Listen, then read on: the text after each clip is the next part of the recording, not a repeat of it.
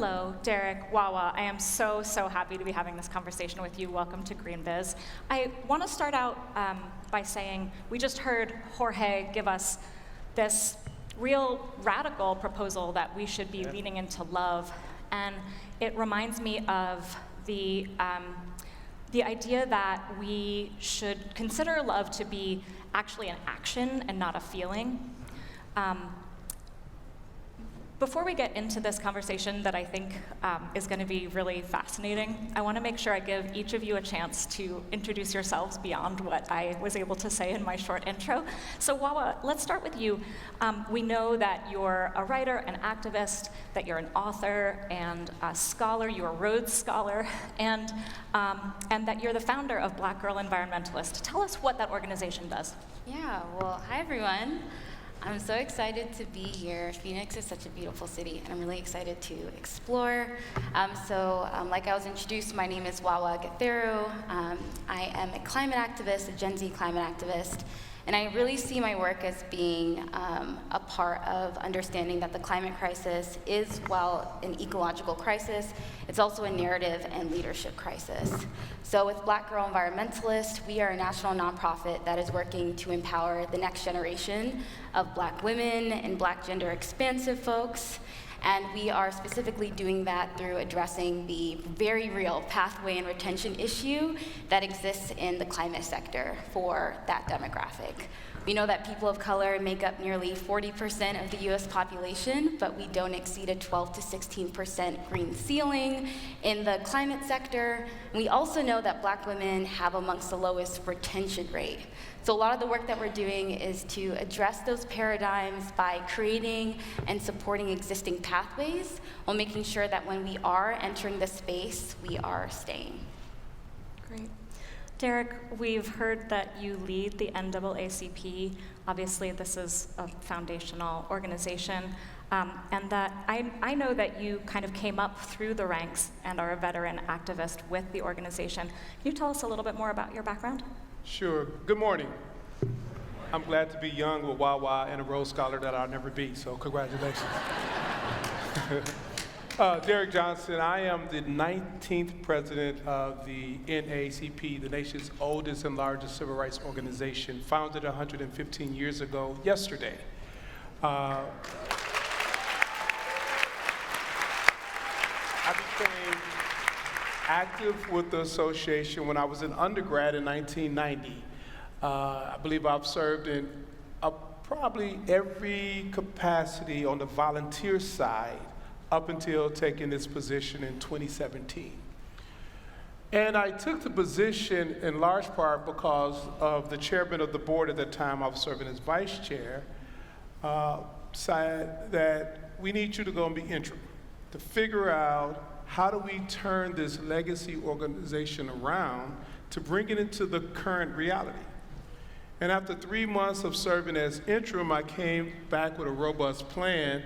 They said, this is great, please leave the room, and they called me back in, and they had voted for me to be the permanent in this position, which is really important for me personally, but also in the juncture of the NAACP, because like with most legacy organizations, corporations, institutions, we oftentimes continue to do what we've always done because of historical reasons. But in this current environment, I will not be able to effectively advocate for voting rights or you name the rights if we don't have a planet. And so we began to work a more robust approach around sustainability and climate justice, because at the end of the day, if we don't change the model by which we operate, not only as an organization, a nation, or globally, we're gonna lose some of the most precious resources, and that's called air and water and the ability to exist on this planet. And so the intersection of equity and opportunity and climate are very important. You really cannot do one effectively without the other. And so that's why I'm glad to be a part of this conversation this morning. Amazing. Thank you so much, Derrick. And I'm going to stay with you. We talk a lot in sustainability about the just transition, and it can feel a bit vague. There are a lot of possible definitions to this, and you can kind of define it however you want. So I'm curious, first of all, how you think about the just transition, if you think about it that way at all. How do you define it? And what do you think is going right in our approach to getting there? I'll make this joke, the phrases and buzzwords in this current conversation, just transition, ESG, DEI. I mean, I will say, did McKinsey create this in one of the office meetings and then everybody used it?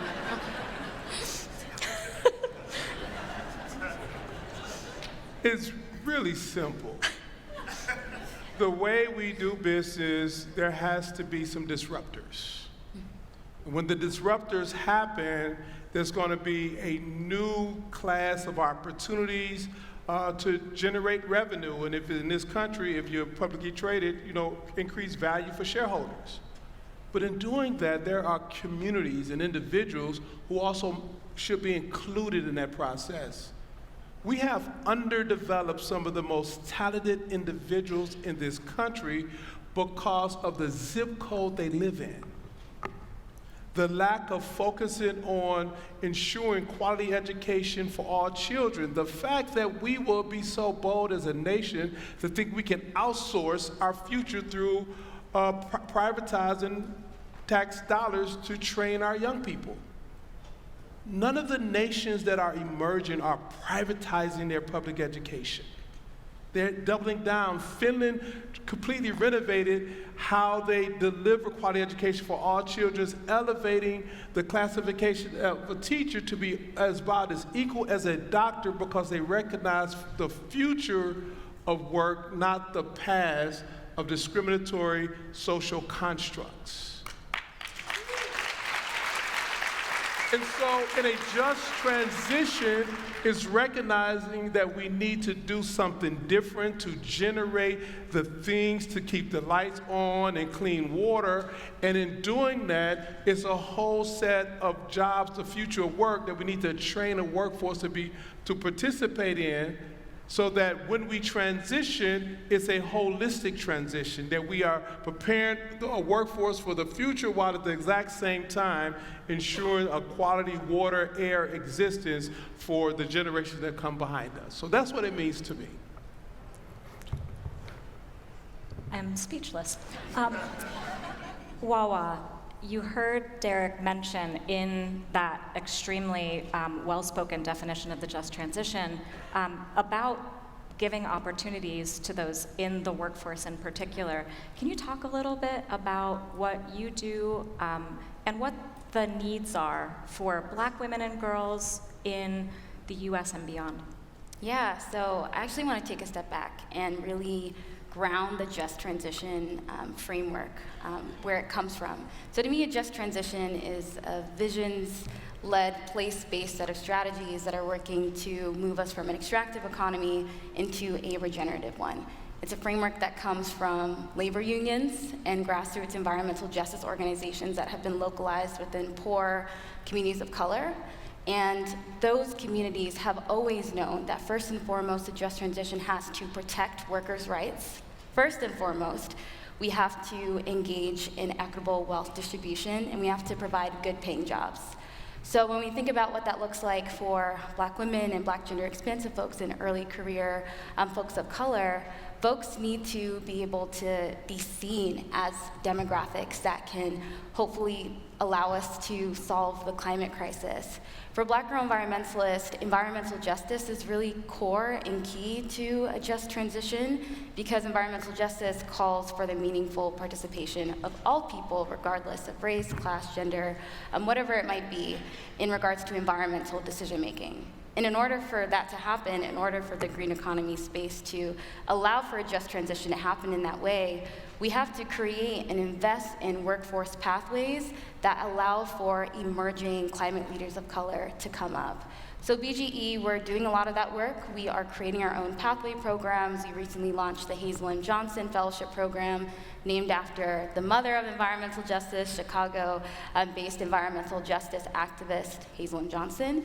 And with that program, we have partnered with different green organizations across disciplines, from fashion to climate tech, to finance, to policy, to really provide opportunities for rising juniors, rising seniors, and recent graduates that identify as Black women and Black gender expansive folks to participate in summer-long internship programs while making sure that they're being paid fairly, a minimum of $18 an hour, as well as receiving a $5,000 living and wellness stipend. Because even though there's a lot of conversation around pushing back against unpaid internships, there isn't a ton of conversation around how the high cost of living also plays a role in people being able to access these opportunities. So my take is, if we can do it as a very small Black youth-led environmental justice organizations, then everybody in this room can do it as well.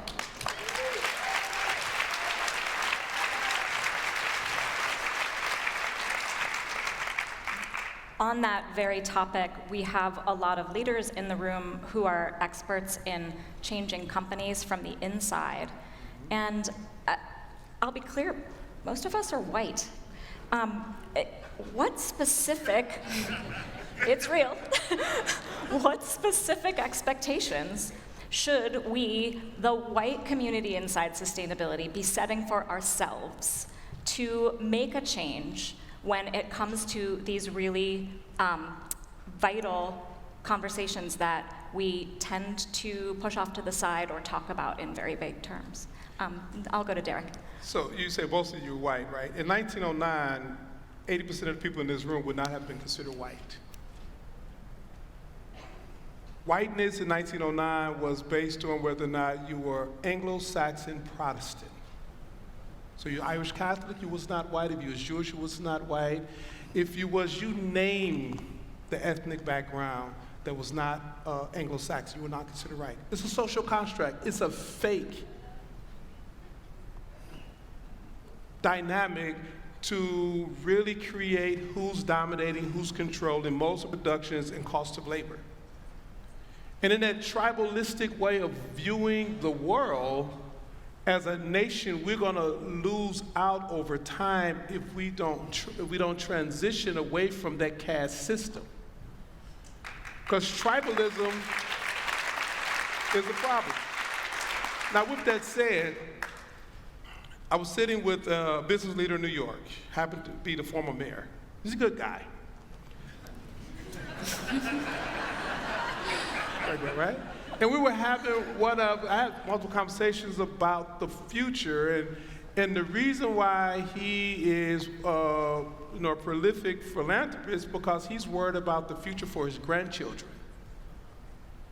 For the leaders in the room, what will the world look like for your grandchildren if we continue to allow the social construct to dictate the outcomes of business decisions? What would happen if, in fact, AI technology absorbed 40% of the work and people no longer have a way to make a living and there is no social safety net? In fact, that will put your grandchildren in danger, because scarcity creates the worst common denominator in human behavior. We really need to be looking at how do we adjust for a global reality where the diversity of the globe is the reality of how we're going to be existing in this country. When I fly internationally and I land in Paris and I get off the plane, you see the colors of the world. You don't see the black, white, Latino paradigm we've created in this nation. So it's going to be really important for corporate leaders in this room and across the board to begin to consider the future realities for your grandchildren as we prepare for the future of work. Final point here. George Floyd was an occurrence that we all paused, shock and horror. For those of us in the African American communities, we wasn't surprised. It was just captured on video. You fast forward, a Supreme Court decision this past summer gave companies an out not to live up to the George Floyd commitments. The current political climate, dependent on how November turned out, is one in which is not about political parties. It's not about this candidate versus that candidate.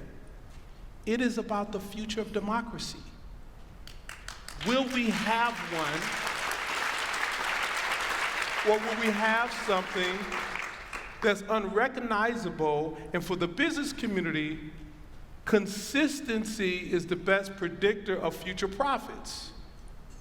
The level of disruption around the governance structure that we are confronted with at this juncture is one in which would disrupt your consistency and could cause more harm to the future and the current of your companies than we recognize. That's why the social construct of race, which has been used as a tool, we must push away.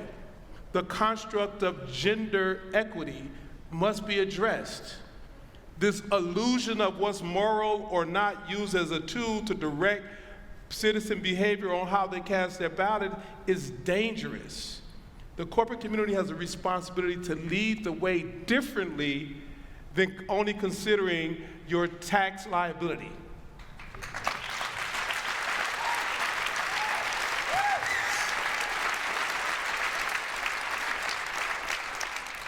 That's such a good reminder of the way corporations can have influence. And I want to close by asking each of you, since we're talking about influence on our keynote stage today, how do you think about your own role in influencing change? Wawa? I think, well, I'm going to answer this contextualizing the presentation that went before. Sure. For Gen Z, and specifically Gen Z of color, ESG commitments and DEI commitments aren't just an add-on, they are a requirement for us to see a future with your organizations. Point blank, period. So I know there's a lot of pushback happening right now, but we have to acknowledge by next year, Gen Z will make up 27% of the workforce. That percentage is going to go up. And for us, we are going to hold you accountable. There's actually this new terminology, this new phenomenon. We've heard about quiet quitting. There's climate quitting, in which young people, specifically Gen Z and millennials, anyone under the age of 40, are leaving their jobs or declining offers because of lack of ESG commitments. This is how we see the future of our work, and it's either you're going to be a part of it or you're going to be left behind. So that's how I'm using my influence right now.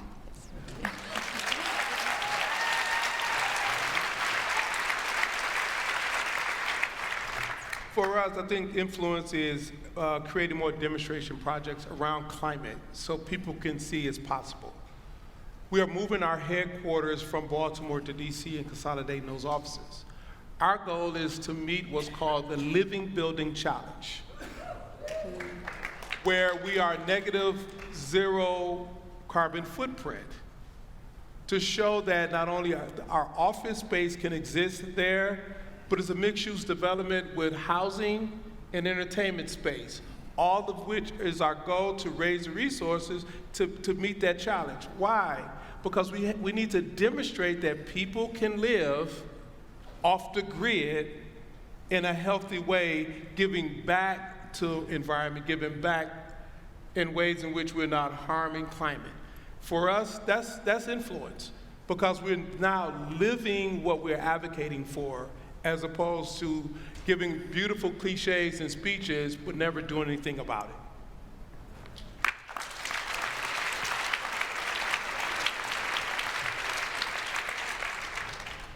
Wawa Gatheru, Derrick Johnson, I'm so grateful for this conversation. Let's have a big round of applause for those speakers. Thank you so much.